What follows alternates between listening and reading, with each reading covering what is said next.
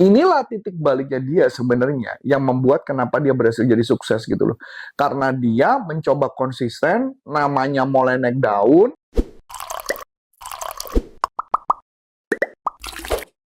Halo NLPers, balik lagi sama aku Aulia di YouTube channel NLP for Business. Nah, kesempatan kali ini kita akan membahas, sebelumnya kan kita ngebahas nih, apa aja sih yang membuat ISOSpeed itu sukses dan viral di akhir-akhir ini. Nah, sekarang kita mau bahas gimana sih cara ISOSpeed ini konsisten. Nah, penasaran kan gimana sih kita bisa konsisten seperti dia? Yuk langsung aja kita bahas dengan Coach Arif. Halo Coach. Halo.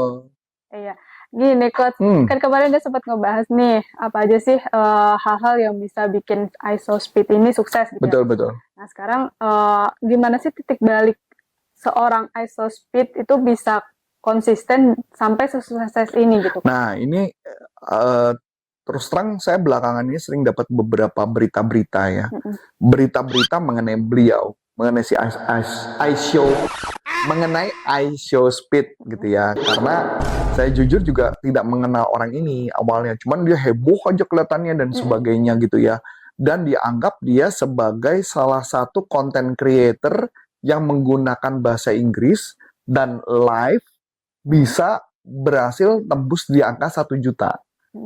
Nah, ini menarik buat saya nih ya, sambil saya baca ya, karena ini datanya menurut saya cukup menarik dan detail ya. Jadi ISOSpeed itu nama aslinya adalah Darren Watkins Jr. Itu memulai karir di YouTube-nya tahun 2016. Nah, karirnya tersebut dengan cara main game. Tapi hasilnya biasa-biasa aja, tidak fenomenal gitu angkanya.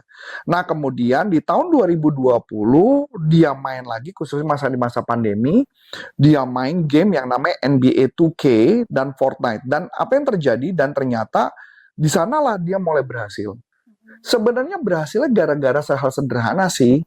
Jadi kalau saya ingat-ingat lagi, itu mukanya dia dan sebagainya, karena dia sering banget karena main gamenya heboh, mukanya dibuat jadi meme. Jadi meme misalkan kayak mukanya dia, oh my goodness, oh apa gitu, teriak gitu dan sebagainya, itu dibuat jadi meme. Nanti lucu, ada meme misalnya contoh orang lagi minum, ngomongin bikin sirup gitu, nanti memenya gambar mukanya dia. Jadi kayak gitu tuh. Jadi mungkin karena dia ekspresif ya. Jadi orang-orang ekspresif memang rata-rata mukanya bisa dijadi meme kan. Dan kita bisa ngeliat tuh kayak contoh yang sekarang lagi ada kasus juga dengan Nick Mir gitu kan ya, pengacaranya, itu kan juga sekarang dijadikan lelucon-lelucon juga kan. Nah, lelucon itu bisa jadi dia tambah terkenal. Kenapa ya? Karena dibuat jadi meme. Nah gitu ya. Dan ini yang menarik ya, jadi pada saat dia terkenal tersebut, dia karena dia jadi meme dan sebagainya, dia itu intinya buat saya adalah masalahnya dia mau konsisten atau tidak untuk ngelakuinnya. Bahkan yang menariknya di masa itu ya, mamanya itu sendiri tidak menghargai dia karena pencapaiannya. Karena mungkin orang nyangka, you know lah, YouTube dari mana lah hidup dan sebagainya gitu loh. Waktu dia berhasil dapat 200.000 subscriber, dia bangga, dia cerita ke mama, aku dapat 200.000. Mamanya bilang, lupakan, jadi itu nggak mungkin lah kamu bisa hidup dari sana dan sebagainya. Dia bilang dia nekat mau keluar dari sekolah, dia mau main game, emaknya bilang apa, udah lupakan lah, nggak mungkin dan sebagainya. Jadi inilah titik baliknya dia sebenarnya yang membuat kenapa dia berhasil jadi sukses gitu loh. Karena dia mencoba konsisten, namanya mulai naik daun, kemudian dia juga kagum dengan Ronaldo, dan ternyata kagum dengan Ronaldo itu juga akan membuat dia, istilahnya gimana ya, jadi kalau gini, misalkan kalau dia kagumnya sama pemain game saja, maka komunitasnya cuma segini. Ya kalau kita bilang, karena kan kamu lulusan matematik tuh, ibaratnya kalau istilahnya apa, himpunan ya, atau apa? Himpunan ya. Jadi satu himpunan ini adalah penggemar main game, terus kemudian himpunannya jadi membesar karena ada orang yang buat bikin konten-konten lucu, jadi dari satu himpunan baru, jadi dia punya pengikut, ya padahal orang nggak kenal tuh siapa orangnya itu kan, betul ya.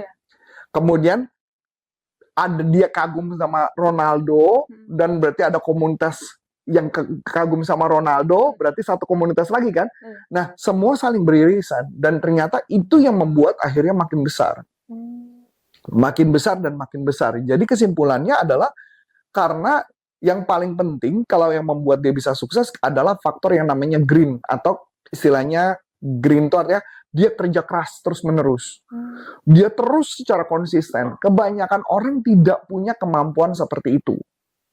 Ya, kalau kita lihat sebenarnya bukan hanya di luar negeri, di Indonesia juga banyak yang kayak gitu ya, kayak Celos gitu juga gitu ya, Atta Halilintar, Deddy Corbuzier dan sebagainya. Mau nggak mereka terus konsisten melakukan perbaikan? Itu yang membuat kenapa mereka bisa sukses. Jadi kalau mama saya ditanya, gimana caranya untuk supaya bisa punya kemampuan itu? Saya bilang, kalau saya, ini menurut pendapat saya pakai rumus yang namanya hukum Tuhan. Hukum Tuhan yang sederhana adalah pakai rumus yang namanya 30-60-100. Nah, bingung kan apa tuh ya? Iya, 30, 60-100. Jadi hukum Tuhan tuh ada rumus istilah hukum 30. Jadi Anda menabur 1 dapat 30. Garis miring 60. Garis miring 100. Berarti kalau kamu melakukan pekerjaan satu, kalau kamu ternyata bisnisnya meningkat 10 kali lipat, kadang-kadang kita ngerasa puas, betul nggak? Iya. Udah cukup lah, ngapain sih? Tapi ingat, rumus Tuhan tadi apa? 30-60-100. 10 itu udah cukup? Tidak, karena dia ngelihat. Enggak. Hukum Tuhan mengatakan bahwa saya bisa mencapai 30 kali. Jadi yang 10 tadi akan cukup? Enggak. Saya percaya bahwa saya diberkati sama Tuhan saya untuk bisa mencapai 30. Begitu saya 30, apa yang terjadi? Enggak, karena saya tahu kalau saya melakukan terus secara konsisten, saya akan berhasil mencapai 60. Dan seterusnya. Nah, itulah terobosan yang bisa dilakukan kebanyakan orang. Kebanyakan orang, kan ingat ya, hukumnya kan adalah menabur nih. Menabur itu kan berarti pekerjaan tuh. Kalau misalkan contoh, Anda nggak berhasil mencapai 30. Kenapa? Karena Anda nggak pernah nabur. Kalau nggak pernah menabur pekerjaan, apakah bisa sampai 30? Nggak bisa. Itu sama yang dilakukan sama iShowSpeed tadi.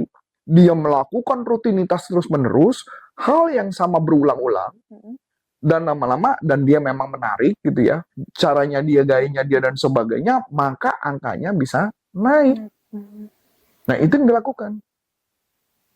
Ya, jadi istilah mindset 30-60-100 itu hukum Tuhan. Jadi hukumnya yang diambil dari pengajarannya bahwa mengatakan apapun yang kita tabur akan menuai 30 kali, 60, 100 kali.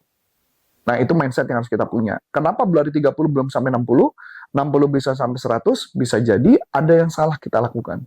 Ada proses yang belum benar kita lakukan. Mungkin cara kerjanya kita tidak tepat, atau cara kerja kita di tempat yang salah. Ya, kalau saya istilahnya, yang sering saya katakan bahwa ketika kita mengerjakan sesuatu, kamu bisa aja asal kerja, tapi nggak menghasilkan apa-apa. Betul nggak? Ya, kerja juga kerja kan, semua orang kerja. Tapi kerja yang menghasilkan adalah kerja apa? Yang cerdas dan smart. Jadi, dia mengerjakan di tempat yang tepat, maka akan naik. Mengerjakan tempat, naik lagi. Mengerjakan tempat, naik lagi. Jadi, selalu cari gimana caranya pelipatan tersebut terjadi. Kalau istilah saya adalah, cari apa pekerjaan yang kita sudah tepat, yang kita lakukan sudah tepat atau belum, dan yang kita kerjakan di bidang yang di bagian mana, yang mungkin kita belum tepat yang untuk mau meningkat 100. Tapi ingat ya, kalau kita nanam jagung, tetap tanamannya jagung. Jangan kebanyakan orang bisnisnya beda. Nanam jagung, dia berharap dapat beras. Kan nggak mungkin. Ya nggak mungkin dong. Atau dia kerjaan sekarang jagung, besok jagungnya gantilah jadi beras. Akibatnya apa? Akhirnya dia nggak bisa tahu rahasia 30, 60, 100 kali. Gitu. Menarik nih teman-teman. Jadi sebenarnya kalau misalkan kita mau sukses ke depannya, itu kita bisa dengan cara konsisten ke depannya. Apa yang kita kerjakan dan dari sisi mana yang perlu diperbaiki agar bisa mencapai apa yang ditabur. Dan yang penting adalah mindset bahwa, gue bisa kok, tinggal dikit lagi, tinggal dikit lagi. Itu kata kuncinya. Oke. Nah, itu teman-teman. Jadi mindset juga diperlukan. Oke, mungkin segitu dulu dari aku, Aulia. Dan saya Coach Antoni Syarif mengucapkan terima kasih, sukses buat Anda, dan sampai jumpa, dan NLP for Business untuk Indonesia. Bye-bye.